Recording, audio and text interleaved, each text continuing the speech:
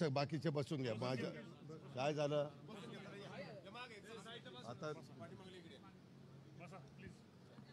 शिवराजजी राक्षे, पैलवान योगेशजी दोडके, पैलवान अमोलजी बराटे, अमोलजी बुचडे, संतोषजी गरुड, वस्ताद सुभाषजी पोकळे, वस्ताद निधीजी दांगट, पैलवान दीपक भौमानकर, पैलवान मंगलदासजी बांदल, पैलवान महेशजी मोहोळ, पैलवान मौलजी कोकाटे, पैलवान बाळासाहेबजी लांडगे, पैलवान विशालजी कलाटे, नामदेवरावजी शिरगावकर, महाराष्ट्र ऑलिम्पिक असोसिएशनचे सरचिटणीस, अर्जुन पुरस्कार विजेते आमचे सहकारी शांतारामजी जाधव, सर्व कुस्ती क्षेत्रामध्ये काम करत असणारे आमचे सर्व पैलवान मंडळी, पत्रकार मित्र, बंधू भगिनींनो, माझ्या तरुण मित्रांनो, तुम्हाला सगळ्यांना माहिती आहे देश पातळीवर निवडणुका लोकसभेच्या चाललेल्या आहेत आणि ह्या लोकसभेच्या निवडणुकीच्या निमित्तानं उद्याच्या 5 वर्षाच्या करता देशाची सूत्र कोणाच्या हातामध्ये द्यायची आहे.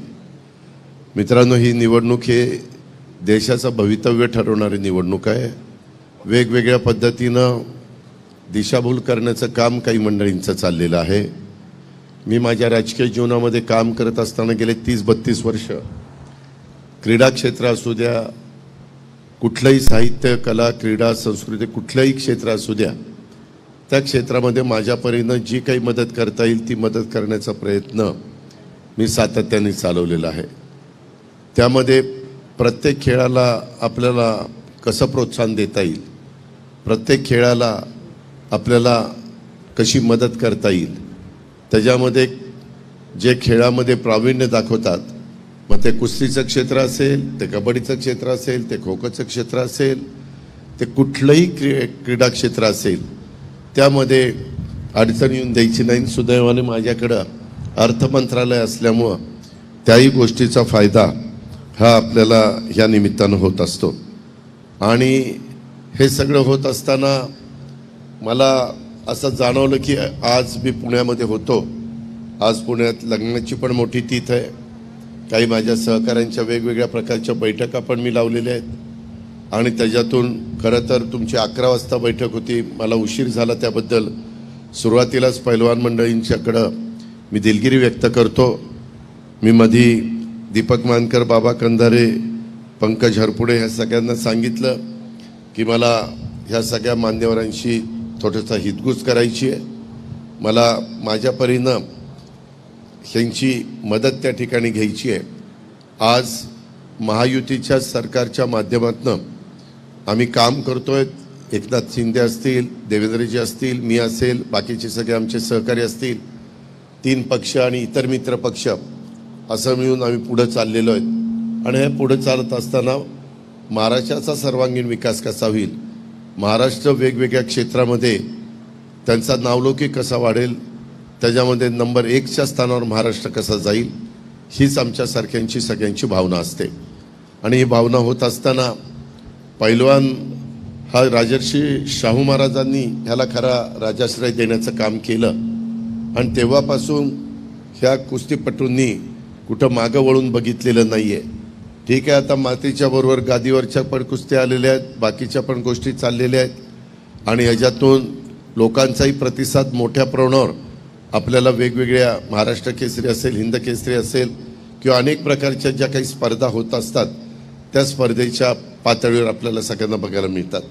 कुस्तीच्या बद्दल खरं तर काही मधल्या काळामध्ये संघटनेमध्ये मतभेद झाले, देश पातळीवर झाले, त्याचे परिणाम वेगवेगळ्या राज्याला भोगावे लागले, राज्य पातळीवर झाले, त्याचे परिणाम काही जिल्ह्यांना भोगावे लागले, जिल्हा पातळीवर झाले, त्याचा फटका माझ्या तालुका लेवलला पण त्या ठिकाणी बसला. पण माझं स्वतःचं मत असं आहे की त्या खेळामध्ये राजकारण न आणता खऱ्या अर्थाने मदत झाली पाहिजे. म्हणूनच आजची ही बैठक इथं बोलवलेली आहे. ह्या बैठकीच्या निमित्तानं आपण सगळे मान्यवर इथं उपस्थित राहिलात त्याबद्दल मी आपल्याला सगळ्यांना धन्यवाद देतो, आपले सगळ्यांचे आभार मानतो आणि आपल्या सगळ्यांचं मनापासून स्वागत देखील करतो.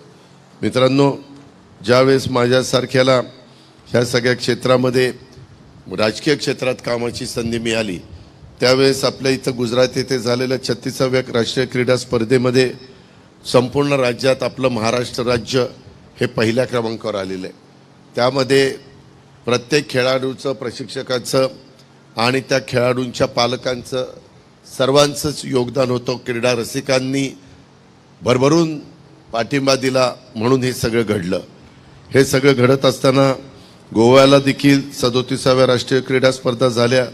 तिथं देखील महाराष्ट्राने ऐतिहासिक यश हे 1994 नंतर तब्बल 30 वर्षांनी मिळवलं। आम्ही अनेक ठिकाणी क्रीडा नगरी बांधतोय, आपण विभागीय क्रीडा संकुल बांधतोय, आपण जिल्हा क्रीडा संकुल बांधतोय, आपण तालुका क्रीडा संकुल बांधतोय। सुदैवाने ह्या 3 पक्षाच्या सरकारमध्ये क्रीडा विभाग मी यावेळेस जाणीवपूर्वक राष्ट्रवादी काँग्रेस पक्षाकडे घेतलेला आहे। मी फार चांगलं ऑलिम्पिक भवन हे आपल्या पुण्याच्या बालेवाडीमध्ये परवाच मी आणि त्याच्यामध्ये क्रीडा मंत्र्यांनी त्यामध्ये संजय बनसोडे यांनी त्याच्यामध्ये भूमिपूजन आम्ही लोकांनी केलं। आणि देशाच्या पातळीवर जसे ऑलिम्पिक भवन आहेत, काही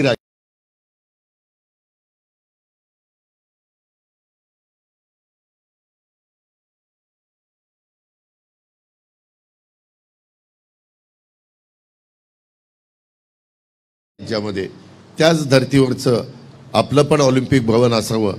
वेगवेगळ्या क्रीडा संघटनांना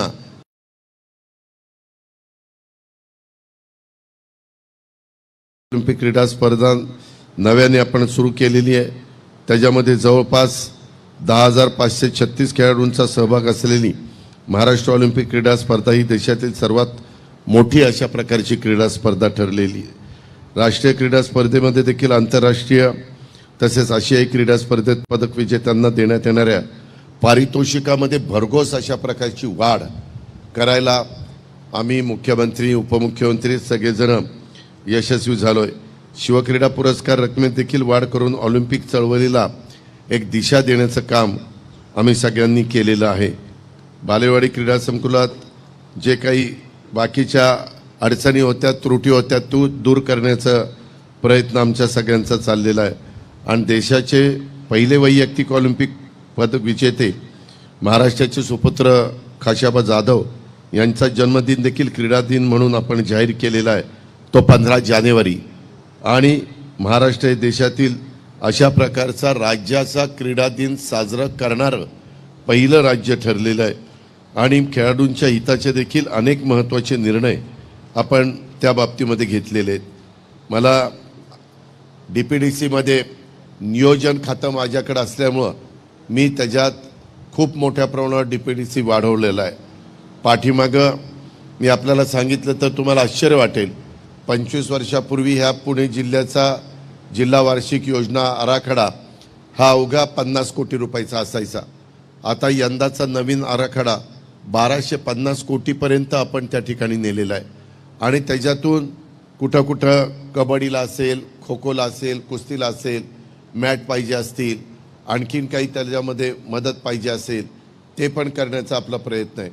मी मध्ये ज्यावेळेस कोल्हापूर ही खऱ्या अर्थाने कुस्तीगिरांची नगरी म्हणून ओळखली जाते, त्याला खऱ्या अर्थाने एक प्रोत्साहन देण्याचं काम तिथं होतं। मोतीबाग तालीम असेल, गंगावेस तालीम असेल, अशा अनेक नावाजलेल्या तालीम तिथं आहेत। अनेक नावाजलेले पैलवान त्या तालमीने आपल्याला दिलेले आहेत। तिथं वस्ताद देखील चांगले आहेत। आणि म्हणून तिथं पण मी स्वतः डोळ्यांनी त्या दिवशी सकाळी बघितलं, इतक्या वेगवेगळ्या प्रकारे अडचणी माझ्या छोट्या छोट्या पैलवान लोकांना येतात। ते कसे तिथं राहतात, कसे झोपतात, कसं तिथं जेवण करतात, कसं तिथं त्या ठिकाणी प्रॅक्टिस करतात, हे सगळं बघितल्यानंतर आपल्या राज्य सरकारचा एकंदरीत काम ह्या वेगवेगळ्या क्षेत्राला प्रोत्साहन देण्याचं आहे।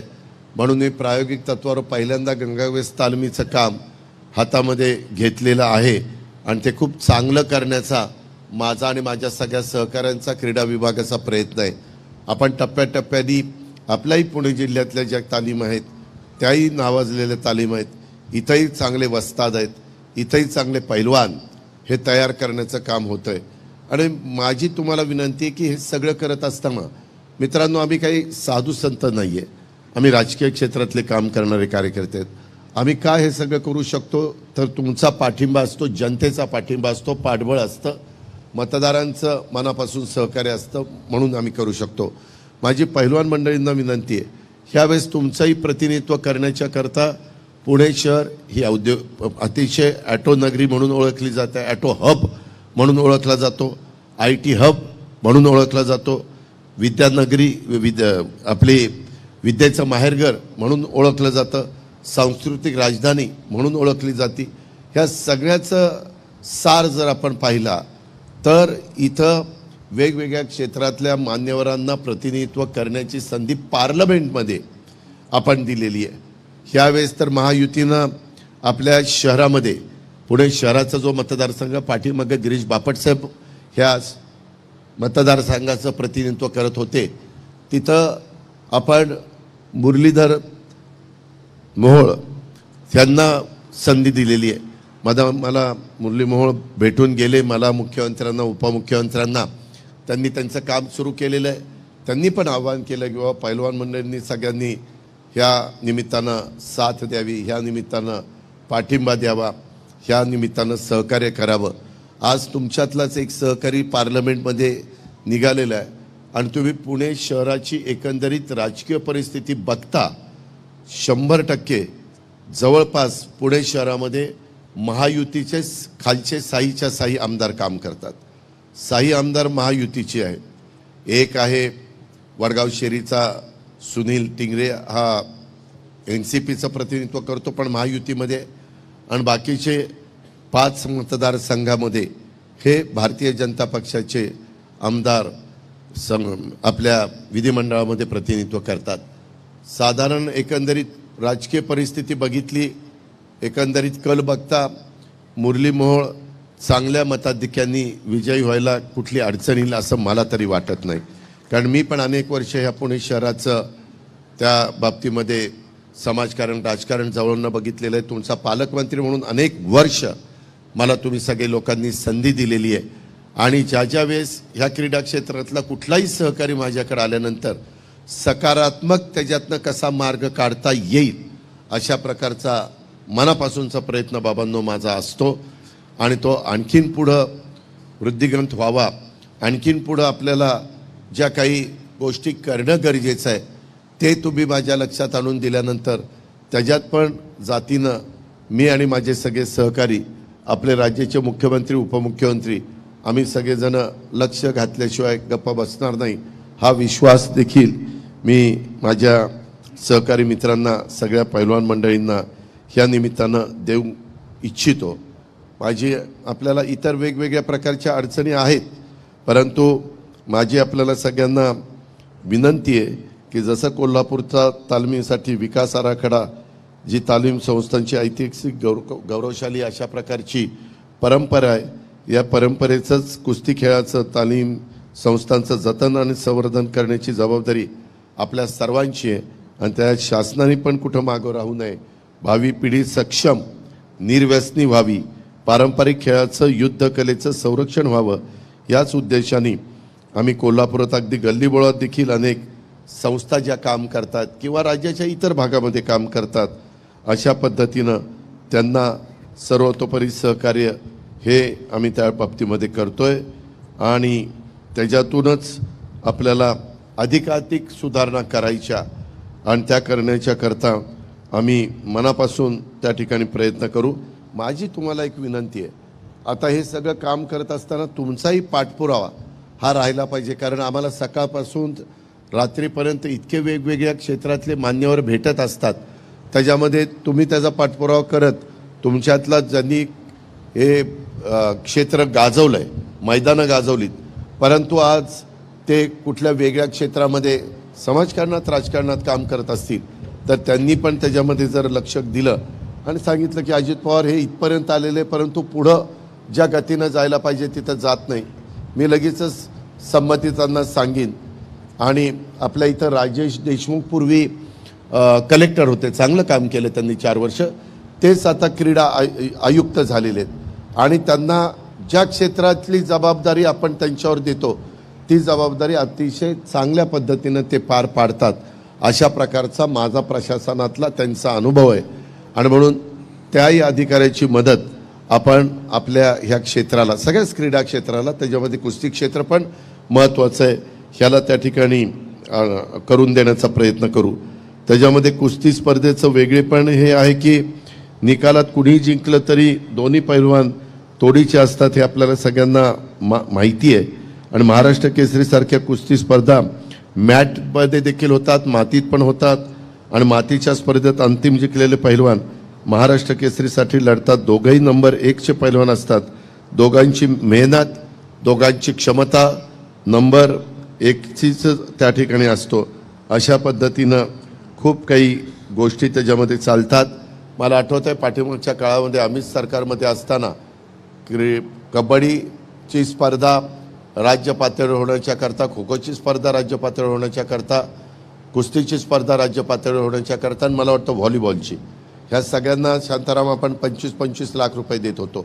परंतु आता ती रक्कम मी फार मोठ्या प्रमाणावर वाढवण्याचा निर्णय घेतला, कारण मलाही माहिती आहे की ह्याच्यामध्ये आपण रक्कम वाढवल्याशिवाय खऱ्या अर्थाने ज्या प्रकारे महाराष्ट्राच्या क्रीडा रसिकांचं पारणं फेडणारं अशा पद्धतीचं ते मैदान झालं पाहिजे, म्हणून हा सगळा खटाटोप आपण करतोय.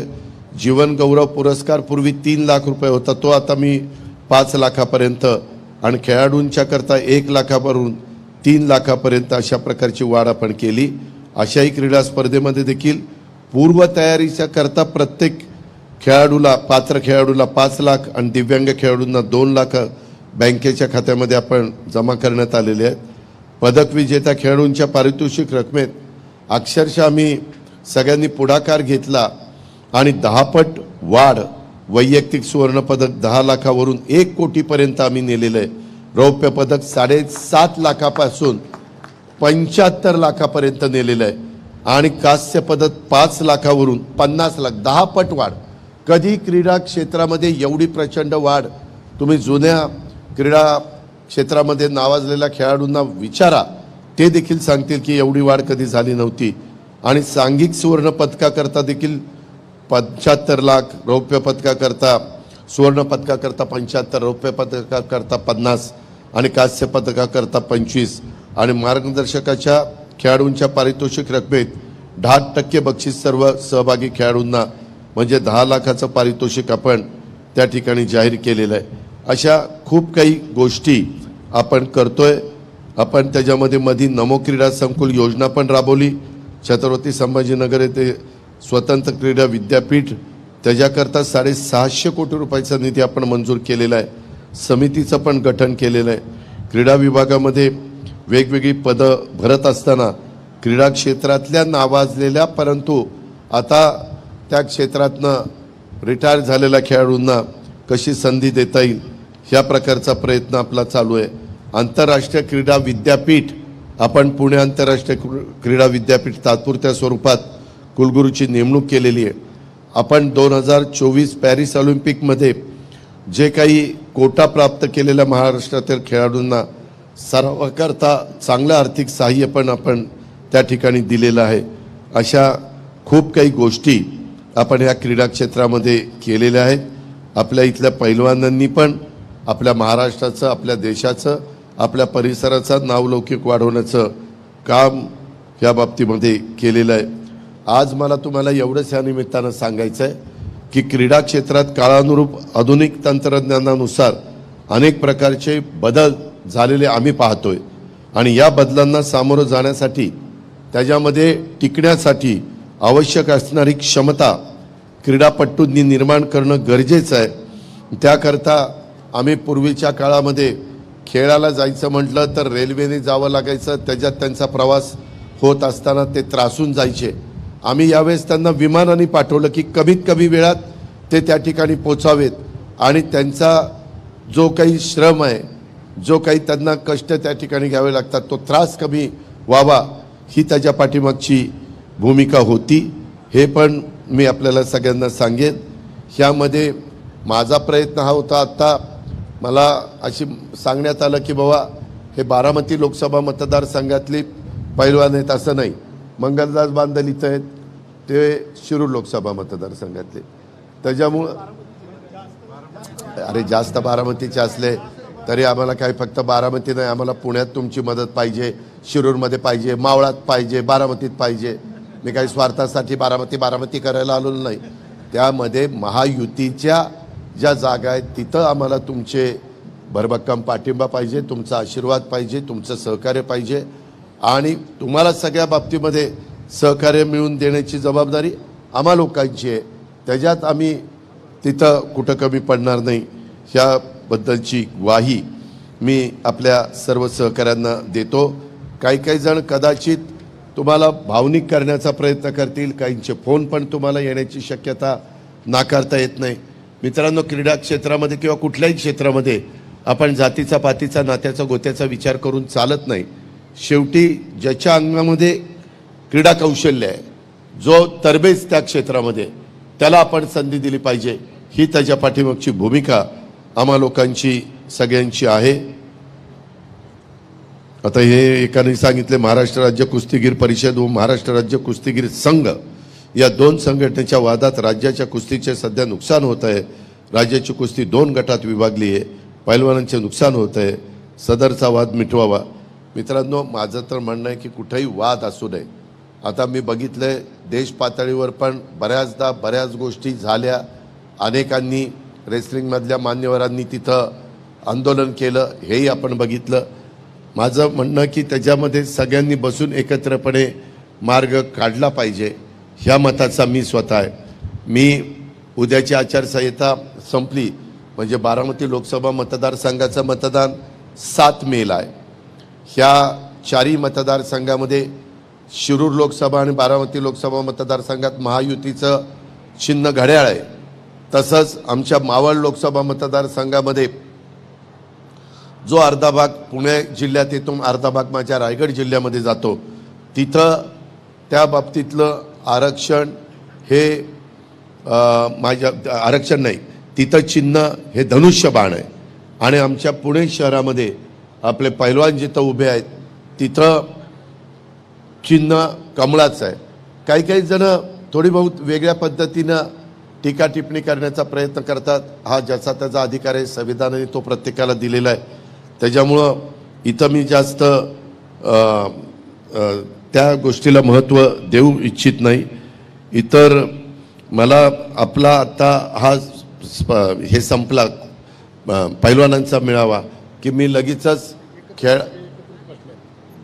नाही खेळा 2-2 मिनटं बोलायला नाही. त्याच्यामध्ये मी सांगतो तसंच 2-2 मिनटं बोलायला पुन्हा त्याच्यातनं वेगवेगळ्या मतप्रवाह होतात. माझी तुम्हाला सगळ्यांना विनंती आहे, वेगवेगळ्या क्षेत्रातले, आता आमच्या शांताराम इथं बसलेले आहेत कबड्डी क्षेत्रातले, मी शिल्पा भोसलेंना सांगितलेलं होतं आणि इतरांना पण सांगितलेलं होतं की आजच्या ह्या बैठकीच्या बरोबरच आमचा कुस्तीपटूंचा मेळावा झाल्यानंतर क्रीडापटूंचा पण मेळावा इथं आपण घेऊ. पण मला आजची माहिती चिठ्ठी रूपाने आली की याच्यामध्ये आमच्या कुस्ती क्षेत्रातले पण मान्यवर आहेत, तसंच क्रीडा क्षेत्रातले पण मान्यवर आहेत. तुम्हाला सगळ्यांना क्रीडा क्षेत्रातल्यांना माहिती आहे. आता इथं शिरगावकर आहे, नामदेव आणि बाकीचे सगळे आहेत. त्याच्या संदर्भामध्ये अनेकदा आपण बैठका घेतल्या. अनेकदा कधी आम्हाला काही अडचणीला सामोरं जावं लागलं. आता तुम्हाला सांगायचंच तर मी ते सांगून टाकतो. ऑलिम्पिक भवन, नामदेव कुठे? नामदेव, आपण कधी सुरू केलं होतं ऑलिम्पिक भवन?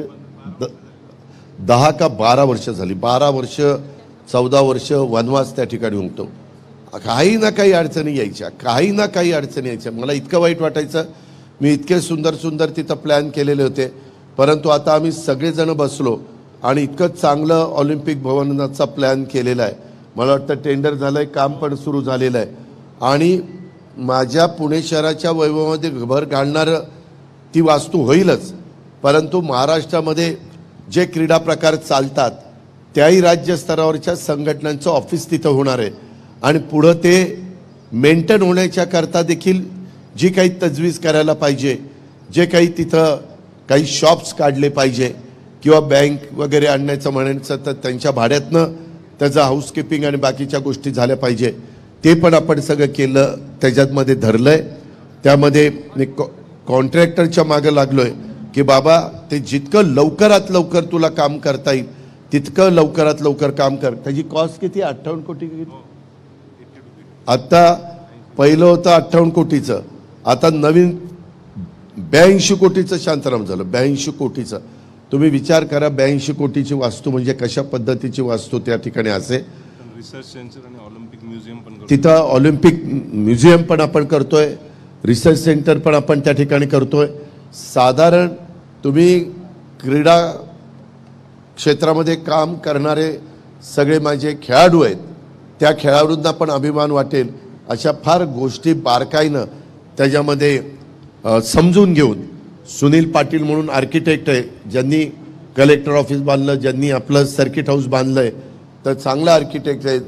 त्यांना ते जर आपण आर्किटेक्टचं काम दिलेलं होतं आणि त्यांनी ते काम अतिशय उत्तम पद्धतीनं पूर्णत्वाला नेलेलं आहे. अशा प्रकारे तिथं पण आपलं सगळ्यांचं लक्ष आहे. आज देशाच्या पंतप्रधानांनी पण क्रीडा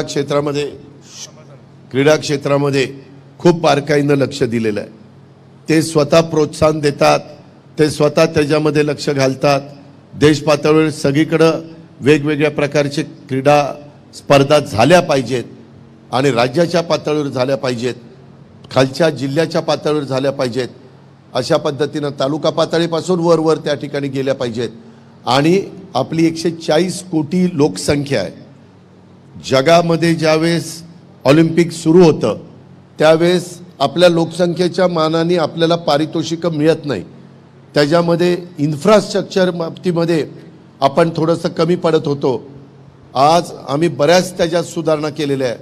माझी इथं असणाऱ्या सगळ्या माझ्या क्रीडा खेळाडूंना, त्या क्षेत्रातल्या मान्यवरांना, पदाधिकाऱ्यांना, सहकाऱ्यांना, पैलवान मंडळींना विनंती आहे की अजून तुमच्याकडे काही विधायक सूचना असेल तर जरूर तुम्ही त्या माझ्यापर्यंत पोचवा, किंवा आमचे संजय बनसोडे क्रीडा मंत्रीपर्यंत पोचवा, किंवा आमचे राजेश देशमुख त्यांच्यापर्यंत पोचवा बालेवाडीमध्ये. त्यामध्ये आम्ही सगळेजण जातीनं लक्ष घालू. कारण उद्याच्या 10 जूनला मला राहिलेल्या 8 महिन्याचा अर्थसंकल्प सादर करायचा आहे. मागं मी निवडणुकीच्या आचारसंहिता लागायच्या आधी साधारण एप्रिल, मे, जून असा 3-4 महिन्याचा केलेला आहे. त्याच्यामुळं पुढच्या 8-9 महिन्याचा आपल्याला अर्थसंकल्प देत असताना तिथं पण ह्याच्या आधीच्या काळामध्ये कधी क्रीडा क्षेत्राला एवढा निधी किंवा एवढी तरतूद ही करण्यात आलेली नव्हती. ती तरतूद आता एकनाथराव शिंदे, देवेंद्र फडणवीस आणि आम्ही सगळ्यांनी महायुतीच्या सरकारच्या माध्यमातून त्या ठिकाणी केली.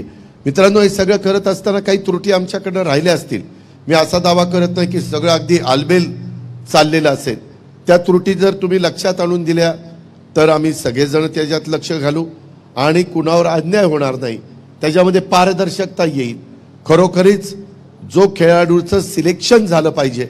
मी तर अनेक वर्ष खो खो असोसिएशनचा अध्यक्ष होतो, अनेक वर्ष महाराष्ट्र राज्य कबड्डी असोसिएशनचा अध्यक्ष आहे, अनेक वर्ष मी महाराष्ट्र ऑलिम्पिक असोसिएशनचा अध्यक्ष म्हणून मला राज्यामध्ये कामाची संधी त्या ठिकाणी दिलेली आहे.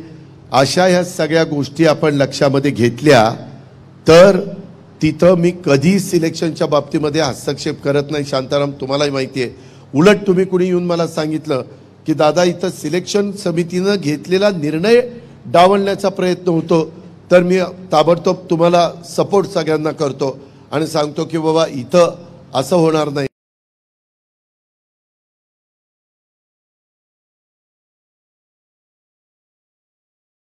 कारण ज्याचं त्याचं क्रेडिट ज्याला त्याला मिळालं पाहिजे, ही माझ्यासारख्या कार्यकर्त्याची त्या ठिकाणी भावना आहे.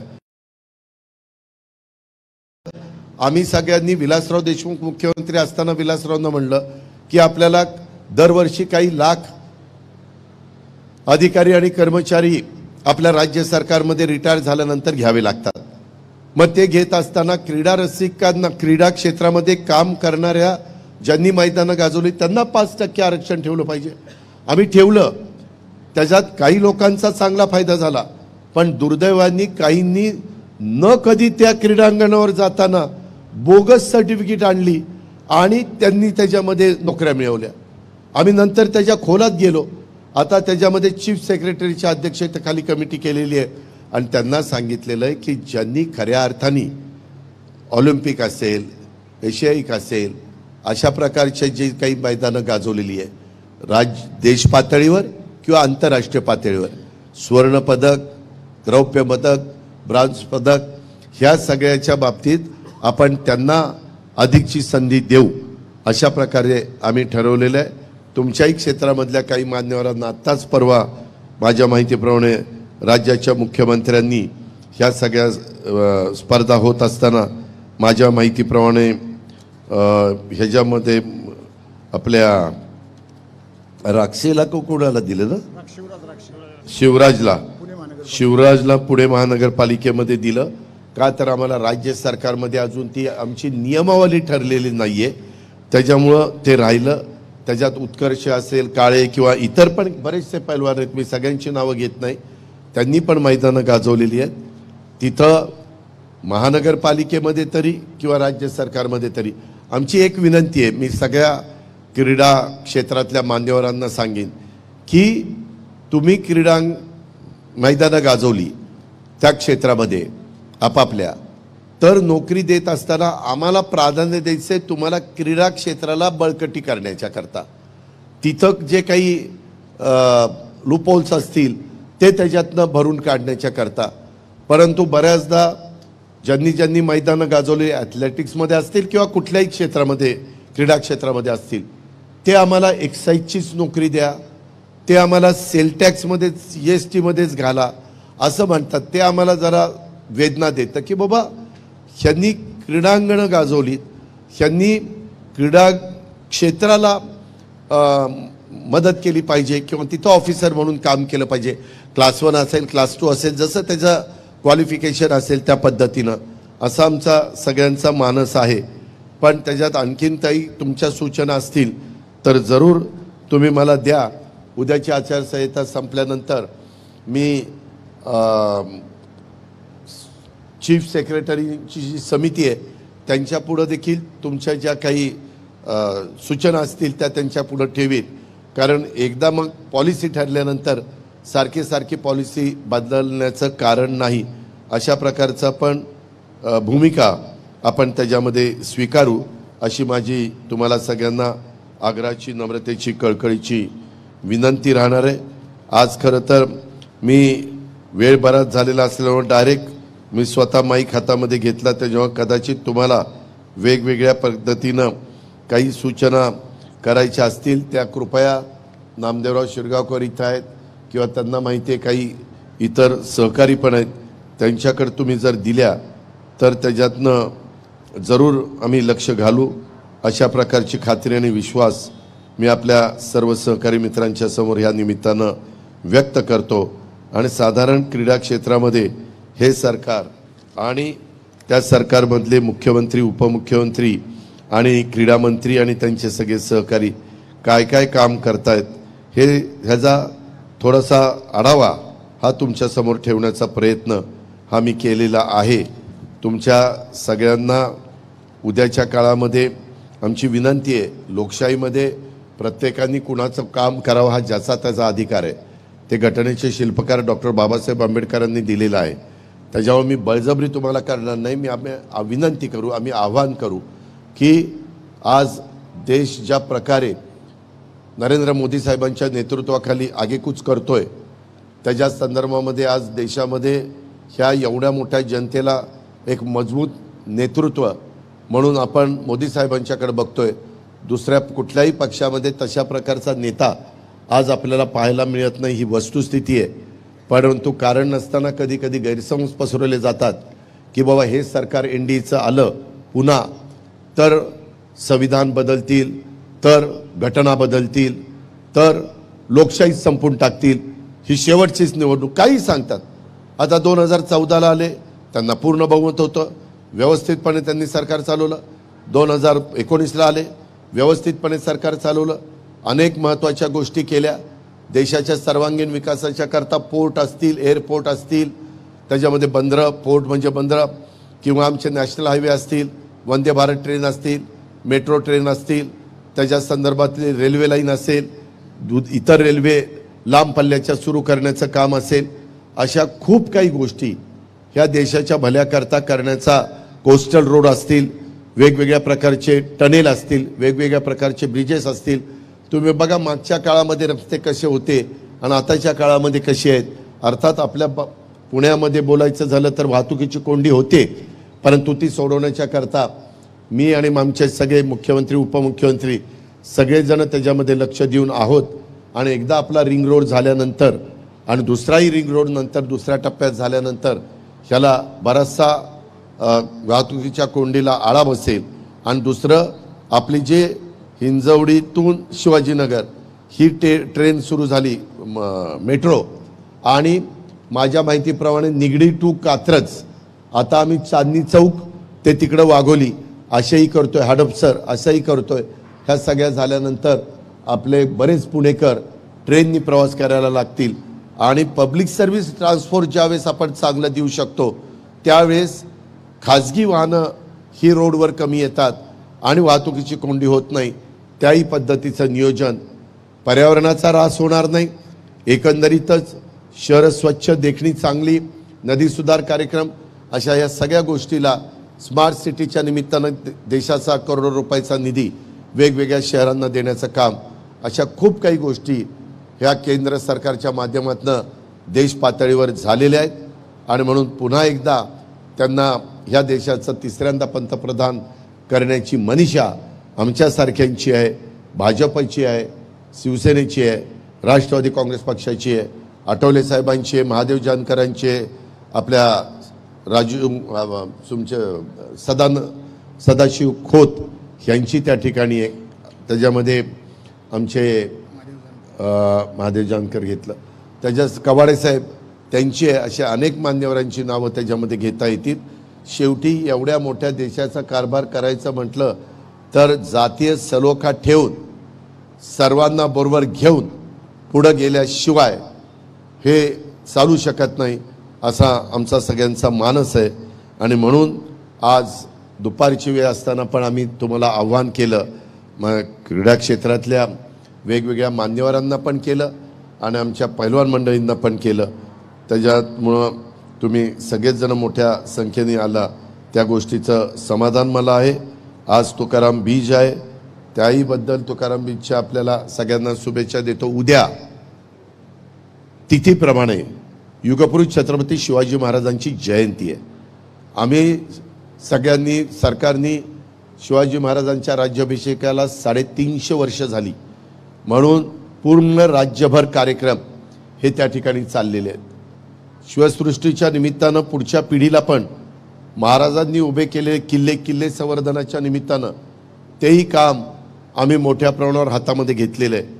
अनेक महापुरुष आपल्याकडे होऊन गेले, त्यांचं स्मारक ते पण आपण चांगल्या पद्धतीनं, मग छत्रपती संभाजी महाराज असेल तुळापूर वढूचं त्यांचं स्मारक, किंवा त्याच्यामध्ये लहुजी साळवे क्रांतीवीर त्यांचं स्मारक असेल, किंवा सईबाईंचं स्मारक असेल, अनेक मान्यवरांची स्मारकं, किंवा क्रांतीज्योती सावित्रीबाई फुले आणि महात्मा ज्योतिराव फुले यांचं स्मारक असेल, अशा अनेक मान्यवरांची, अण्णाभाऊ साठेंचं स्मारक असेल, जगातलं फार मोठं स्मारक आपले घटनेचे शिल्पकार डॉक्टर बाबासाहेब आंबेडकर ते मुंबईतलं काम त्या ठिकाणी सुरू आहे.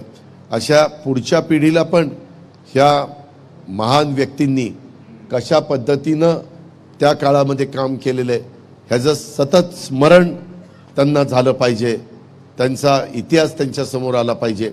म्हणून त्याही गोष्टी त्या आपण जतन करायच्या असतात पुढच्या पिढीच्या करता. त्या निश्चितपणे कशा त्यांनाही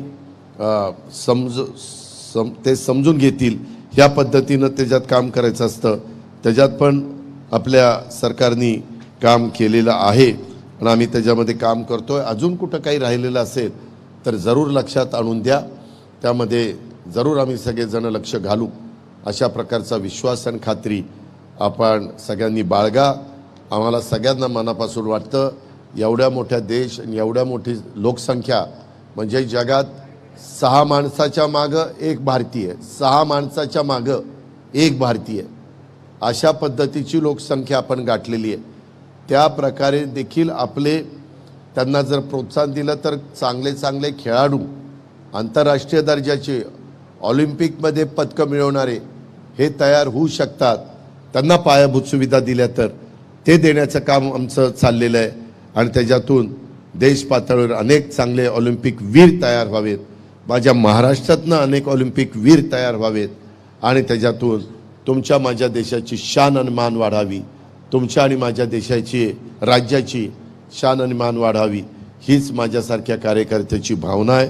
हे पण आपण सगळ्यांनी ह्या निमित्तानं लक्षामध्ये घ्यावं अशी माझ्या तमाम क्रीडापटूंना, कुस्तीपटूंना आणि बाकीच्या सर्व त्याच्यामधल्या पदाधिकाऱ्यांना, त्या संघटनेमध्ये काम करत असणाऱ्या सहकाऱ्यांना विनंती आहे. आज पुन्हा एकदा मी दीपक मानकरांचं, बाबा कंधारेंचं, पंकज हरपुडेचं, तसंच आमच्या शिल्पाताई भोसलेंचं आणि बाकीच्या सगळ्या सहकारी मित्रांचं, त्यांनी हे अतिशय कमी वेळात, मी काल सकाळी का परवा दिवशी रात्री सांगितलं की मला थोडंसं हितगुज साधायची. कधी कधी काय होतं, आम्ही बोलत नाही, त्याच्यामुळं काय चाललं हे तुम्हालाही समजत नाही. काही जे आम्हाला वरचेवर भेटतात आणि अडचणी सांगतात आणि आम्ही त्या अडचणी सोडवतो, ते ठराविक लोकांनाच माहिती असतं. परंतु शेवटी ज्या समाजाच्या करता आम्ही काम करतोय त्या समाजाला पण ही माहिती झाली पाहिजे. ह्याच भावनेतनं तुम्हाला मी आव्हान करतोय, तुम्हाला ही माहिती देण्याचा प्रयत्न करतोय. हे आपण कृपया समजून घ्यावं अशी माझी आपल्याला विनंती आहे.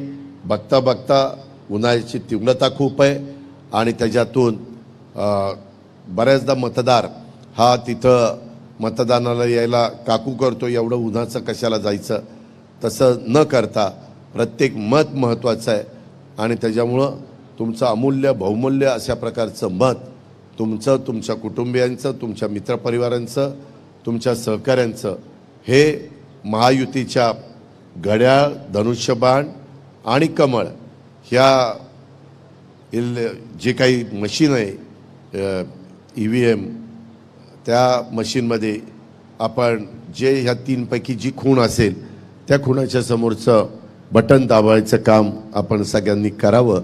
ही माझी आपल्याला सगळ्यांना आग्रहाची, नम्रतेची, कळकळीची विनंती राहील.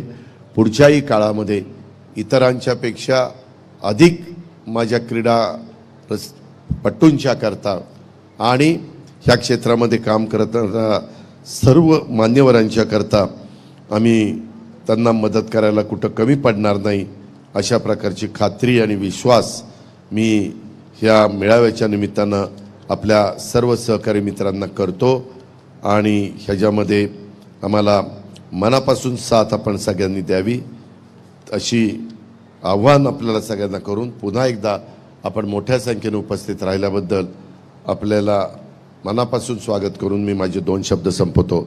जय हिंद, जय महाराष्ट्र.